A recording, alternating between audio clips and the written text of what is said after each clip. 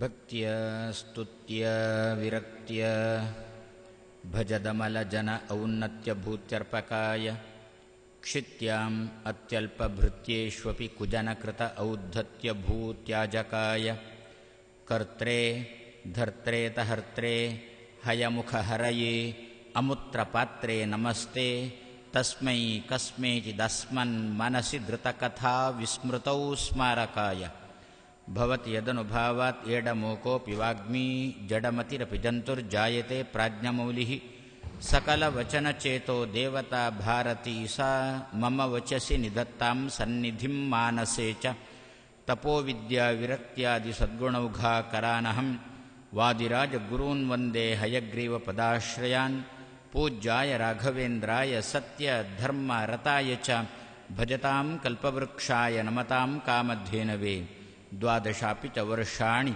ಮಂದೋಹಂ ಯೇನ ಪಾಠಿತಃ ತಸ್ಮೈ ವಿದ್ಯಾದಿಮಾನ್ಯಾಯ ನಮಸ್ತೆ ಶಾಂತರೂಪಿಣೆ. ಶ್ರೀ ಗುರುಭ್ಯೋ ನಮಃ.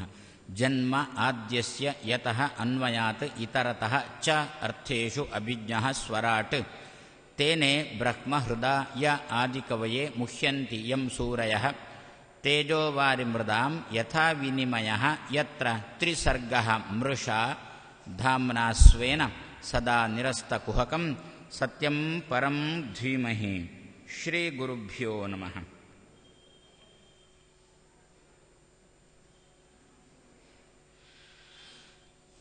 ಭಕ್ತಿಯೋಗ ವಿಧಾನಾರ್ಥಂ ಕಥಂ ಪಶ್ಯೇಮಹಿ ಸ್ತ್ರೀಯಃ. ಕುಂತಿಯ ಮಾತು ಕೃಷ್ಣನಲ್ಲಿ. ಸ್ತ್ರೀಯಃ ವಿಪರೀತ ಜ್ಞಾನಿಗಳು ಹೇಗೆ ತಾನೇ ನಿನ್ನನ್ನು ನೋಡ್ತಾರೆ? ಯಾಕೆ? ನಿನ್ನನ್ನು ನೋಡುವವರು ಎಂಥವರು? ನಿನ್ನನ್ನು ತಿಳ್ಕೊಳ್ಳತಕ್ಕಂತಹ ಮಂದಿ ಹೇಗಿರ್ತಾರೆ? ಭಕ್ತಿ ಯೋಗ ವಿಧಾನಕ್ಕೆ ವಿಷಯನಾದವ ನೀನು. ಭಕ್ತಿ ಅಂದರೆ ಏನು? ತಿಳುವಳಿಕೆ ಕೂಡಿಸು ಪ್ರೀತಿ. ಇದನ್ನು ಭಕ್ತಿ ಅಂತ ಕರೀತಾರೆ. ಎಂತಹ ತಿಳುವಳಿಕೆ? ತಿಳಿಯಾದ ತಿಳುವಳಿಕೆ.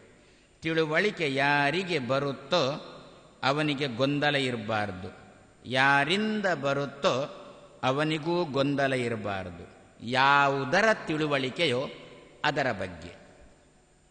ಹೇಳುವವ, ಕೇಳುವವ, ಕೊಡುವವ, ತೆಗೆದುಕೊಳ್ಳುವವ. ಕೊಡುವವನಿಗೂ ತಿಳುವಳಿಕೆ ಇದೆ, ತೆಗೆದುಕೊಳ್ಳುವವನಿಗೆ ತಿಳುವಳಿಕೆ ಬರುತ್ತೆ. ಯಾರ ಬಗ್ಗೆ? ದೇವರ ಬಗ್ಗೆ. ಹೇಗಿರಬೇಕು ತಿಳುವಳಿಕೆ? ತಿಳಿಯಾಗಿರಬೇಕು. ಅಂದರೆ ಇಬ್ಬರಿಗೂ ಕೊಡುವವನು ಗೊಂದಲ ಇಟ್ಟುಕೊಂಡು ಕೊಡಬಾರದು.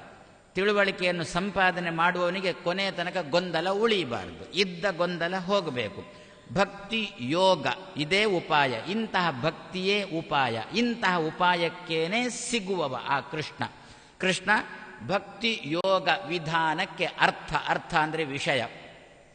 ತಿಳಿಯಾದ ತಿಳುವಳಿಕೆ ಮತ್ತು ಪ್ರೀತಿ ಇದಕ್ಕೆ ನೀನು ಕಟ್ಟು ಬೀಳುವವ. ಇಂಥವನನ್ನು ಒಬ್ಬ ವಿಪರೀತ ಜ್ಞಾನಿ, ದೇವರ ಬಗ್ಗೆ ಗೊಂದಲ ಇರತಕ್ಕಂಥ ವ್ಯಕ್ತಿ ಹೇಗೆ ತಾನೇ ತಿಳ್ಕೊಳ್ಳಿಕ್ಕೆ ಸಾಧ್ಯ ಕೃಷ್ಣ? ಆದ್ದರಿಂದ ನಿನ್ನ ಬಗ್ಗೆ ಇಷ್ಟ ತನಕ ತಿಳಿಯಾದ ತಿಳುವಳಿಕೆ ಉಳ್ಳವಳಾಗಿದ್ದೇನೆ. ನನಗೆ ತಿಳಿದ ಮಟ್ಟಿಗೆ ನಾನು ಇನ್ನೊಬ್ಬರಿಗೆ ಕೊಟ್ಟಿದ್ದೇನೆ ಆ ತಿಳುವಳಿಕೆಯನ್ನು. ಆ ತಿಳುವಳಿಕೆ ಹೇಗೆ ಉಂಟು ಅಂತಂದರೆ ಅದನ್ನು ಶ್ಲೋಕ ರೂಪದಲ್ಲಿ ಹೇಳ್ತೇನೆ. ತಿಳುವಳಿಕೆಯನ್ನು, ನಮಗೆ ಇರತಕ್ಕಂಥ ತಿಳುವಳಿಕೆಯನ್ನು ಮಾತಿನ ಮೂಲಕ ಹೇಳಿಬಿಟ್ರೆ ಅಷ್ಟೋ ಮಾತು ನೆನಪುಳಿಯೋಲ್ಲ. ಆದರೆ ಶ್ಲೋಕದ ರೂಪದಲ್ಲಿ ಹೇಳಿದರೆ ಆ ಶ್ಲೋಕ ನಮ್ಮ ತಲೆಯಲ್ಲಿ ಉಳಿಯುತ್ತಲ್ಲ. ಅದಕ್ಕೋಸ್ಕರನೇ ಭಗವದ್ಗೀತೆಯನ್ನು ಶ್ಲೋಕ ರೂಪದಲ್ಲಿ ವೇದವ್ಯಾಸದೇವರು ಜಮಾಯಿಸಿದ್ದು. ಯದ್ಯಪಿ ಕೃಷ್ಣ ಅಲ್ಲಿ ಧರ್ಮಕ್ಷೇತ್ರೇ ಕುರುಕ್ಷೇತ್ರೇ ಸಮವೇತಾಯುತ್ಸವ ಮಾಮಕ ಪಾಂಡವ ಶೈವ ಕಿಮು ಕುರ್ವತ ಸಂಜಯ ಅಂತ ಅಲ್ಲಿ ಧೃತರಾಷ್ಟ್ರ ಶ್ಲೋಕ ರೂಪದಲ್ಲೇ ಪ್ರಶ್ನೆ ಮತ್ತು ಕೃಷ್ಣನದು ಶ್ಲೋಕ ರೂಪದಲ್ಲೇ ಉತ್ತರ, ಅದೆಲ್ಲ ಮಾತುಕತೆ ಮೂಲಕನೇ ನಡೆದದ್ದು. ಅವರು ಏನು ಮಾತುಕತೆ ಆಗಿದೆ ಅದು ನೆನಪಿಟ್ಟುಕೊಳ್ಳಿಕ್ಕೆ ನಮ್ಮಿಂದ ಆಗೋಲ್ಲ. ಅದನ್ನು ವೇದವ್ಯಾಸರು ಶ್ಲೋಕ ರೂಪದಲ್ಲಿ ಬರೆದರು. ಈಗ ಕುಂತಿ ತನಗೆ ಬಂದಿರತಕ್ಕಂಥ ದೇವರ ತಿಳುವಳಿಕೆಯನ್ನು ಶ್ಲೋಕ ರೂಪದಲ್ಲಿ ದೇವರ ಮುಂದೆ ಹೇಳ್ತಾ ಇದ್ದಾಳೆ. ಕೃಷ್ಣಾಯ ವಾಸುದೇವಾಯ ದೇವಕೀ ನಂದನಾಯ ನಂದಗೋಪಕುಮಾರಾಯ ಗೋವಿಂದಾಯ ನಮಃ ನಮಃ ಅಂತ ಇಷ್ಟನ್ನು ನಿನ್ನೆ ದಿವಸ ನಾವು ನೋಡ್ತಾ ಇದ್ದೆವು. ಇದೆಲ್ಲ ನಮ್ಮಲ್ಲಿ ಸಂಸ್ಕೃತದಲ್ಲಿ ಒಂದು ಕ್ರಮ ಇದೆ. ನಮಃ ಅಂತ ಶಬ್ದ ಬಂದರೆ ಆಮೇಲೆ ಕೃಷ್ಣ ನಮಃ ಹಾಗೆ ಹೇಳಬಾರದು. ಕೃಷ್ಣಾಯ ನಮಃ. ಇದು ಸಂಸ್ಕೃತದ ಕ್ರಮ. ಇದನ್ನು ವ್ಯಾಕರಣ ಅಂತಾರೆ. ಇದನ್ನು ಶಬ್ದಗಳ ಜೋಡಣೆ ಅಂತ ನಾವು ಅಂತೇವೆ. ರಾಮಾಯ ನಮಃ, ಗೋವಿಂದಾಯ ನಮಃ, ಹರಾಯ ನಮಃ. ಹರಿ ಅಂತಾದರೆ ಹರಯೇ ನಮಃ. ಸ್ವಲ್ಪ ವ್ಯಾಕರಣ ಶಬ್ದಗಳಲ್ಲಿ ಆಚೆ ಈಚೆ ಆಗುತ್ತೆ. ಅಂತೂ ಯಕಾರವನ್ನು ಸೇರಿಸಿ ಕೃಷ್ಣಾಯ ನಮೋ ನಮಃ. ಯಾವಾಗ ನಮೋ ನಮಃ ಅಂತ ಬರುವುದು? ಪ್ರೀತಿ ಉಕ್ಕೇರಿದಾಗ, ತಿಳುವಳಿಕೆ ತುಂಬಿದಾಗ ನಮೋ ನಮಃ. ಇನ್ನು ಕೆಲವರಿದ್ದಾರೆ ಶುದ್ಧ ಸಂಸ್ಕೃತದವರು ಅಂತ, ಅವರಿಗೆ ಹೆಸರು ನಮೋ ನಮಃ ಬೇಡ ಅಂದರು. ನಮೋ ನಮಃ ಅಷ್ಟೇ ಸಾಕು. ಒಂದು ನಮಃ ಮತ್ತೊಂದು ನಮಃ, ಯಾವುದಕ್ಕೂ ಒತ್ತು ಗಿಟ್ಟು ಎಂಥದೂ ಬೇಡ. ನಮೋ ನಮಃ. ಕೃಷ್ಣಾಯ ನಮೋ ನಮಃ. ಏನರ್ಥ? ಕೃಷ್ಣಾಯ ಶಬ್ದದ ಅರ್ಥವನ್ನು ನಿನ್ನೆ ದಿವಸ ನೋಡಿದ್ದೆವು. ಕೃಷ್ಣ ಕರ್ಷತಿ, ಪ್ರತಿಯೊಬ್ಬ ವ್ಯಕ್ತಿಯನ್ನು ಕೂಡ ಜಡ ಪ್ರತಿಮೆ ಈ ದಿವಸ ನಮ್ಮನ್ನು ಎಳೀತದೆ ಅಂತಂದರೆ ಆ ಕೃಷ್ಣ ಹೇಗಿರಲಿಕ್ಕಿಲ್ಲ. ಸಂಧಾನಕ್ಕೆ ಬರುವಾಗ ಕೃಷ್ಣನಿಗೆ 90 ದಾಟಿತ್ತಂತೆ. ಆದರೂ ಕೂಡ ಕೃಷ್ಣ ಸಂಧಾನಕ್ಕೆ ಬರ್ತಾನೆ ಅಂತ ತಿಳಿದ ಕೂಡಲೇ ಪುಟ್ಟ ಪುಟ್ಟ ಹೆಣ್ಮಕ್ಕಳೆಲ್ಲ ಅಟ್ಟ ಹತ್ತಿ ಎದುರಿಗೆ ನಿಂತು ನೋಡಲಿಕ್ಕೆ ಸ್ವಲ್ಪ ನಾಚಿಕೆ ಕಾಣುತ್ತೆ. ಆದ್ದರಿಂದ ಅಟ್ಟ ಹತ್ತಿ, ಆಚಾರ್ಯ ಮಧ್ವರಂದ್ರೆ ಎಲ್ಲ ಅಟ್ಟ ಹತ್ತಿ ಕೃಷ್ಣ ಬರ್ತಾ ಇದ್ದಾನೆ ಅಂತ ನೋಡಬೇಕು ಅಂತ ಬಂದಿದ್ರು. ಹಾಗಾದ್ರೆ ಆ 90ರ ಇಳಿ ವಯಸ್ಸಿನಲ್ಲಿ ಕೂಡ, ನಿಮ್ಮ ಲೌಕಿಕ ಕಣ್ಣಲ್ಲಿ ಮಾತಾಡೋದು, 90ರ ಇಳಿ ವಯಸ್ಸಿನಲ್ಲಿಯೂ ಕೂಡ ಕೃಷ್ಣನಲ್ಲಿ ಅಂತಹ ಆಕರ್ಷಣೆ ಇತ್ತು. ಯಾವ ರೀತಿ ಆಕರ್ಷಣೆ? ದೈಹಿಕವಾದ ಆಕರ್ಷಣೆ, ಮಾನಸಿಕವಾದ ಆಕರ್ಷಣೆ, ವಾಚನಿಕವಾದ ಆಕರ್ಷಣೆ, ಚಾಕ್ಷುಷವಾದ ಆಕರ್ಷಣೆ, ಶ್ರಾವಣದ ರೀತಿಯ ಪ್ರತಿಯೊಂದು ರೀತಿಯಲ್ಲಿಯೂ ಕೂಡ ಕೇಳಬೇಕು. ಹೇಗೆ ಕೇಳಬೇಕು ಅಂದರೆ ಶ್ರವಣ ಮಾಡಬೇಕು. ಹೇಗೆ ಶ್ರವಣ ಮಾಡಬೇಕು ಅಂತ ಒಬ್ಬ ಕೇಳಿದ್ದಕ್ಕೆ ಯಾರೋ ಬಂದಂತೆ ಕೃಷ್ಣ ಹೇಗೆ ಶ್ರವಣ ಮಾಡ್ತಾನೆ ಹಾಗೆ ಮಾಡಬೇಕು. ನೋಡಬೇಕು. ಹೇಗೆ ನೋಡಬೇಕು? ಕೃಷ್ಣ ನೋಡಿದಂತೆ ನೋಡಬೇಕು. ಮೈಕಟ್ಟು ಹೇಗಿರಬೇಕು? ಕೃಷ್ಣನ ಮೈಕಟ್ಟಿನಂತೆ ಇರಬೇಕು. ಮಾತು ಹೇಗಿರಬೇಕು? ಕೃಷ್ಣನ ಮಾತಿನಂತೆ ಇರಬೇಕು. ಆದರೆ ಪ್ರತಿಯೊಂದು ವಿಷಯದಲ್ಲಿಯೂ ಕೂಡ ಪ್ರತಿಯೊಬ್ಬ ವ್ಯಕ್ತಿಗೆ ತನಗೆ ಯಾವ ವಿಷಯದಲ್ಲಿ ಆಕರ್ಷಣೆ ಬೇಕು ಆ ವಿಷಯ ಕೃಷ್ಣನಲ್ಲಿ ಉಂಟು. ಆದ್ದರಿಂದ ಒಟ್ಟಿಗೆ ಇವನಿಗೆ ಹೆಸರು ಕೃಷ್ಣ. ಆ ವಿಷಯದಲ್ಲಿ ಆಕರ್ಷಣೆ, ಈ ವಿಷಯದಲ್ಲಿ ಆಕರ್ಷಣೆ ಅಂತ ಅಲ್ಲ. ತತ್ತದ್ ವ್ಯಕ್ತಿತ್ವೇನ ಹೇಳೋದಿಲ್ಲ. ಒಟ್ಟಿಗೆ ಆಕರ್ಷಣೆ ಉಳ್ಳವ, ಪ್ರತಿಯೊಬ್ಬನ ಮನಸ್ಸನ್ನು ತನ್ನ ಕಡೆಗೆ ಎಳೆಯತಕ್ಕಂಥ ತಾಕತ್ತುಳ್ಳವನಿಗೆ ಕೃಷ್ಣ ಅಂತ ಹೆಸರು.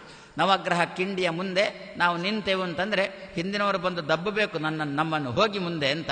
ಅಷ್ಟರ ತನಕ ಅಲ್ಲಿಂದ ಕಾಲು ತೆಗೆಯುವಲ್ಲ. ಹಾಗಾದರೆ ಒಂದು ಜಡ ಪ್ರತಿಮೆ, ಆ ಜಡ ಪ್ರತಿಮೆಯಲ್ಲಿ ಇಷ್ಟೊಂದು ಆಕರ್ಷಣೆ ಇತ್ತು ಅಂತಂದರೆ ಸಾಕ್ಷಾತ್ ಮನ್ಮಥ ಅಂತಂದರು. ನಮಗೆ ಈ ದಿವಸ ಯಾವುದರಲ್ಲಿ ಆಕರ್ಷಣೆ ಬೇಕು? ನಮ್ಮ ಮಾತು ಚೆನ್ನಾಗಿರ್ಬೇಕಾ? ನಮ್ಮ ನೋಟ ಚೆನ್ನಾಗಿರ್ಬೇಕಾ? ನಮ್ಮ ಮೈಕಟ್ಟು ಚೆನ್ನಾಗಿರ್ಬೇಕಾ? ನಮ್ಮ ವೇಷಭೂಷಣ ಚೆನ್ನಾಗಿರ್ಬೇಕಾ? ಒಂದೇ ದಾರಿ ಕೃಷ್ಣ ಅಷ್ಟೇ. ಅದು ನಮಗೆ ಬಿಟ್ಟದ್ದು. ಎಲ್ಲ ವಿಷಯದಲ್ಲೂ ಬೇಕಾ ಕೃಷ್ಣ. ಕೆಲವರಿಗೆ ಒಂದೊಂದೇ ವಿಷಯ ಸಾಕಾಗುತ್ತೆ. ಇಲ್ಲರೆ ಮೈಕಟ್ಟು ಹೇಗಿದ್ರೇನಂತೆ, ಮಾತು ಚೆನ್ನಾಗಿದ್ರೆ ಸರಿ, ಮಾತಾಡುವಾಗ ಒಳ್ಳೆ ಮಾತಾಡಿದ್ರೆ ಸರಿ. ಹಾಗಾದರೆ ಅದನ್ನೇ ಮನಸ್ಸಲ್ಲಿ ಇಟ್ಟುಕೊಂಡು ಕೃಷ್ಣ ಅಂತ. ಭಗವದ್ಗೀತೆ ಎಷ್ಟು ಚೆನ್ನಾಗಿ ಮಾತು ಬಂತಲ್ಲ ಅವನ ಬಾಯಿಯಿಂದ. ಹಾಗಾದರೆ ಕೃಷ್ಣ ಕರ್ಷತೀತಿ ಕೃಷ್ಣ. ಆಯ್ತಾ? ನಮ್ಮ ಮಾತಿನಿಂದ ಇನ್ನೊಬ್ಬರ ನಮ್ಮ ಹಿಡಿತಕ್ಕೆ ತಂದುಕೊಂಡೇವ ಸರಿ. ಇನ್ನು ಕೆಲವರಿಗೆ ಏನು ಬೇಕು ಅಂತಂದರೆ ಅಕ್ಕಪಕ್ಕದ ಮನೆಯವರು ಯಾವಾಗ ನೋಡಿದರೂ ಉಪದ್ರ. ನಾವಿಲ್ಲಿ ಮನೆ ಕಟ್ಟಿದ್ದೇವೆ ಅಂತ ಗೊತ್ತಾದ ಕೂಡಲೇ ಅವರು ಕೂಡ ಪಕ್ಕದಲ್ಲೇ ಒಂದು ಜಾಗ ತಗೊಂಡು ಅಲ್ಲಿ ಮನೆ ಕಟ್ಟಿದ್ರು. ಮನೆ ಕಟ್ಟಿದ ಉದ್ದೇಶ ನಮಗೆ ಉಪದ್ರ ಕೊಡಲಿಕ್ಕೆ ಅಂತ. ಆವಾಗ ಏನು ಮಾಡಬೇಕು? ಕೃಷ್ಣ ಅಂತ. ಏನರ್ಥ ಇಲ್ಲಿ ಕೃಷ್ಣ ಅಂತಂದರೆ?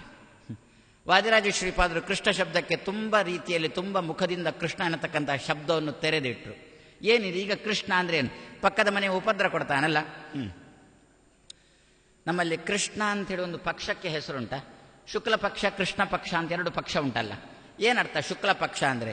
ಚಂದ್ರ ದಿನದಿಂದ ದಿನಕ್ಕೆ ಅಭಿವೃದ್ಧಿ ಆಗತಕ್ಕಂಥ ಪಕ್ಷಕ್ಕೆ ಶುಕ್ಲ ಪಕ್ಷ ಅಂತ ಹೆಸರು ತಾನೆ. ಚಂದ್ರ ದಿನದಿಂದ ದಿನಕ್ಕೆ ಕ್ಷೀಣಿಸುವ ಪಕ್ಷಕ್ಕೆ ಕೃಷ್ಣ ಪಕ್ಷ ಅಂತ ಹೆಸರು ತಾನೆ. ಇವನಿಗೆ ಕೃಷ್ಣ ಅಂತ ಹೆಸರು. ಏನು ನೋಡಿ, ಆ ಪಕ್ಷಕ್ಕೂ ಕೃಷ್ಣ ಅಂತ ಹೆಸರು, ಇವನಿಗೂ ಕೃಷ್ಣ ಅಂತ ಹೆಸರು. ಆ ಪಕ್ಷ ಏನು ಮಾಡುತ್ತೆ? ಕೃಷ್ಣ ಅಂತ ಹೆಸರಿಟ್ಟುಕೊಂಡ ಪಕ್ಷ ಏನು ಮಾಡುತ್ತೆ? ಚಂದ್ರನನ್ನು ದಿನದಿಂದ ದಿನಕ್ಕೆ ಕ್ಷೀಣಿಸುವಂತೆ ಮಾಡುತ್ತಲ್ವೋ, ಆದ್ರಿಂದ ಅದಕ್ಕೆ ಕೃಷ್ಣ ಅಂತ ಹೆಸರಲ್ಲೋ.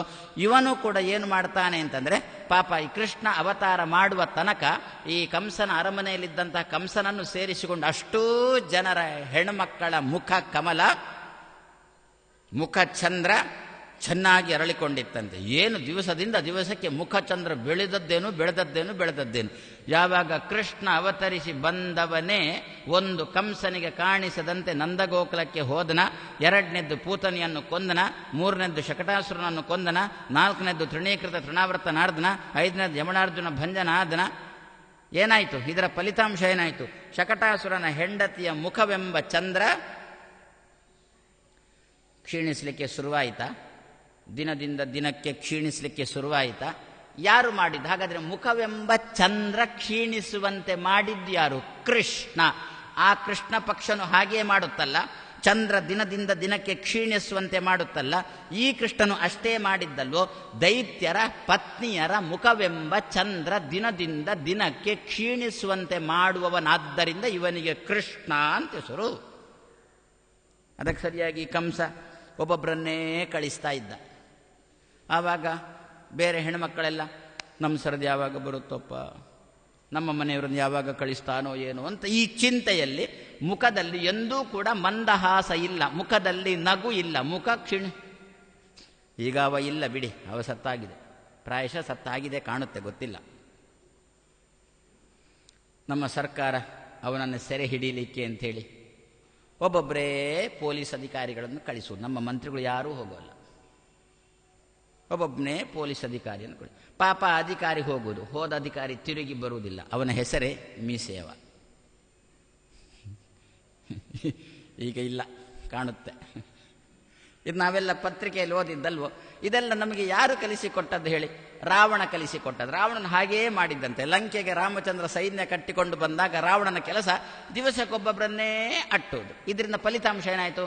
ಅವರ ಮನೆಯವರ ಮುಖ ಚಂದ್ರ ಕ್ಷೀಣಿಸಲಿಕ್ಕೆ ಶುರುವಾಯಿತು. ಇದು ಹೋದವರದ್ದು ಪೂರ್ತಿ ಹೋಯ್ತಲ್ಲ, ಇನ್ನು ಬಾಕಿಯವರದ್ದು ಹಬ್ಬ ನಮ್ಮ ಮನೆಯವ್ರನ್ನ ಯಾವಾಗ ಕಳಿಸ್ತಾನೋ ಏನೋ ಅಂತ ಅವರ ಮುಖಚಂದ್ರ ಕ್ಷೀಣಿಸಲಿಕ್ಕೆ ಶುರುವಾಯಿತು. ಹಾಗಾದರೆ ನಾವೇನೋ ಸಾತ್ವಿಕತನದಲ್ಲಿ ನಮ್ಮಷ್ಟಕ್ಕೆ ನಾವಿದ್ದುಕೊಂಡು ಭಗವಂತನ ಭಜನೆ ಮಾಡ್ತಾ ಇರುವಾಗ ನಮಗೆ ಉಪಟಳ ಕೊಡತಕ್ಕಂಥ ಮಂದಿ ಇರ್ತಾರಲ್ಲ, ಆವಾಗ ಆ ಉಪಟಳವನ್ನು ತಗ್ಗಿಸಬೇಕು ಅಂತಾದರೆ, ಅವರ ಮುಖಚಂದ್ರ ಕ್ಷೀಣಿಸುವಂತೆ ಮಾಡಬೇಕು ಅಂತ ನಮಗೆ ಇರೋದು ಕೃಷ್ಣ ಕೃಷ್ಣ ಕೃಷ್ಣ ಕೃಷ್ಣ ಎಂದು 3 ಬಾರಿ ನೆನೆಯಲು ಸಂತುಷ್ಟನಾಗಿ ದಾಸರದ್ದು. ಹಾಗಾದರೆ ಈ ದೃಷ್ಟಿಯಲ್ಲಿ ಕೃಷ್ಣ ಈ ರೂಪದಿಂದ ಬಾ ನನಗೆ. ಯಾರ್ಯಾರೋ ಉಪಟಳ ಕೊಡ್ತಾ ಇದ್ದಾರೆ, ಆ ಉಪಟಳವನ್ನು ಪರಿಹರಿಸುವ ಸಲುವಾಗಿ ಅವರಿಗೆ ಅಲ್ಲ ಅಂದರೆ ಅವರ ಗಂಡ ತೀರಿ ಹೋಗಲಿ ಅಂತ ಕೃಷ್ಣನ ಹತ್ರ ಬೇಡೋದಾ? ಅಲ್ಲ. ಮತ್ತೆ ಯಾವ ರೀತಿ ಅವರು ಎಣಿಸಬೇಕು. ಅಯ್ಯೋ ಎಲ್ಲ ಗ್ರಹಚಾರನೆ, ಇವರಿಗೆ ಏನು ಉಪದ್ರ ಮಾಡಿದ್ರೂ ಕೂಡ ಇವರು ನೆಮ್ಮದಿಯಲ್ಲಿದ್ದಾರಲ್ವೋ ಅಂತ ಇಷ್ಟರಲ್ಲೇ ಅವರ ಮುಖಚಂದ್ರ ದಿವಸ. ಮತ್ತೆ ಯಾರು ಸಾಯಲಿ, ನಾವೇನು ದೇವರಲ್ಲಿ ಬೇಡೋದು ಬೇಡ, ಯಾರೂ ಸಾಯುವುದು ಬೇಡ, ಇರಲಿ ಪಾಪ, ಮೊದಲೇ ಹಿಂದೂಗಳು ಸಾಯ್ತಾ ಇದ್ದಾರಂತೆ, ಪುನಃ ನಾವು ದೇವರಲ್ಲಿ ಬೇಡಿ ಬಿಟ್ಟರೆ ಮತ್ತಷ್ಟು ಕತೆ ಅದು. ಆದ್ದರಿಂದ ಅವರು ಇಷ್ಟು ತಿಳ್ಕೊಂಡ್ರೆ ಸಾಕು. ಈ ಸಾತ್ವಿಕನಿಗೆ ನಾವೇನು ಉಪಟಳ ಮಾಡಿದರೂ ಅವನಿಗೆ ಇದರಿಂದ ಏನೇನೂ ಆಗೋಲ್ಲ, ರೋಮವನ್ನು ಕೊಂಕಿಸ್ಲಿಕ್ಕೆ ಆಗೋಲ್ಲ, ಅವನು ನಿಶ್ಚಿಂತೆಯಿಂದ ಇರ್ತಾನೆ ಅನ್ನತಕ್ಕಂಥ ಬೇಸರದಿಂದ ಅಕ್ಕಪಕ್ಕದ ಮನೆಯವರ ಮುಖ ಚಂದ್ರ ಕ್ಷೀಣಿಸಿಕೊಂಡು ಬಂದರೆ ಸಾಕು. ಆ ದೃಷ್ಟಿಯಲ್ಲಿ ಕೃಷ್ಣ. ಆಮೇಲೆ ಇನ್ನೊಂದು ಕೃಷ್ಣ. ಕೃಷ್ಣ ಅಂತೇಳಿ ಬೆಂಕಿಗೆ ಹೆಸರುಂಟು, ಬೆಂಕಿಯನ್ನು ಕೃಷ್ಣ ಅಂತ ಕರೀತಾರೆ. ಭಾರಿ ತುಂಬ ಕೃಷ್ಣ ಅನ್ನತಕ್ಕಂತಹ ಶಬ್ದಕ್ಕೆ ತುಂಬ ಅರ್ಥ ಕೊಡ್ತಾರೆ ಶಾಸ್ತ್ರಕಾರರು. ವೇದವ್ಯಾಸ ದೇವರಿಗೆ ಕೃಷ್ಣ ಅಂತ ಹೆಸರುಂಟು, ಅರ್ಜುನನಿಗೆ ಕೃಷ್ಣ ಅಂತ ಹೆಸರುಂಟು, ಮೂಲ ರೂಪಕ್ಕೆ ಕೃಷ್ಣ ಅಂತ ಹೆಸರುಂಟು, ಕೋಗಿಲೆಗೆ ಕೃಷ್ಣ ಅಂತ ಹೆಸರುಂಟು, ಕಾಗೆಗೆ ಕೃಷ್ಣ ಅಂತ ಹೆಸರುಂಟು, ಕತ್ತಲೆಗೆ ಕೃಷ್ಣ ಅಂತ ಹೆಸರುಂಟು, ಬೆಂಕಿಗೆ ಕೃಷ್ಣ ಅಂತ ಹೆಸರುಂಟು, ಶೂದ್ರರಿಗೆ ಕೃಷ್ಣ ಅಂತ ಹೆಸರುಂಟು. ಒಂದು ಕೃಷ್ಣ ಎನ್ನತಕ್ಕಂಥ ಶಬ್ದಕ್ಕೆ ಶಾಸ್ತ್ರಕಾರರು ಇಷ್ಟು ಮುಖದಿಂದ ಅರ್ಥ ಕೊಟ್ಟಿದ್ದು, ಇಷ್ಟು ಮುಖದಿಂದ ಆ ಶಬ್ದ ತೆರೆದುಕೊಂಡಿರುತ್ತೆ. ಸದ್ಯ ಈಗ ಕೃಷ್ಣ ನೀನು ಬೆಂಕಿ ಅಂತ ಬೆಂಕಿ ಎಂಬ ಅರ್ಥಾನುಸಂಧಾನ ಮಾಡಿಕೊಂಡು ಕೃಷ್ಣ ಬೆಂಕಿ ರೂಪದಿಂದ ಬಾ. ಯಾಕೆ ಬೆಂಕಿ ರೂಪದಿಂದ ಬಾ? ಇದನ್ನು ವಾದಿರಾಜ ಶ್ರೀಪಾದರೆ ತಿರುಪತಿ ತಿಮ್ಮಪ್ಪನ ಬಳಿಯೇ ಹೋದಾಗ ಅವನನ್ನು ಪ್ರಾರ್ಥನೆ ಮಾಡಿದ್ದಾರೆ. ತಿರುಪತಿ ಹೋಗ್ತೇವಲ್ಲ, ತಿರುಪತಿ ಯಾತ್ರೆ ನಮ್ಮಲ್ಲಿ ಇದ್ದೇ ಇರುತ್ತಲ್ಲ, ತುಂಬ ಕಷ್ಟ ಉಂಟು, ಸರಿ ಅಡ್ಡಿ ಇಲ್ಲ, ಆದರೂ ಹೋಗ್ತೇವೆ. ತಿರುಪತಿಯಲ್ಲಿ ತಿಮ್ಮಪ್ಪನ ಬಳಿಗೆ ಹೋಗಬೇಕು ಅಂತಾದರೆ ಆ ಸರತಿ ಸಾಲಲ್ಲಿ ನಿಂತ ಮೇಲೆ ಮತ್ತೆ ನಡೀಲಿಕ್ಕೆ 1 ಕಿಲೋಮೀಟರ್ ಉಂಟು, ಕಾಯಲಿಕ್ಕೆ 10 ಕಿಲೋಮೀಟರ್ನಷ್ಟು ಕಾಯಲಿಕ್ಕುಂಟು. ಆ ಸರತಿ ಸಾಲು ಹಿಡಿಬೇಕು ಅಂತಾದರೆ ಗಾಡಿಯಿಂದ ಇಳಿದು ಮತ್ತೊಂದು 2 ಕಿಲೋಮೀಟರ್ ನಡೀಲಿಕ್ಕುಂಟು.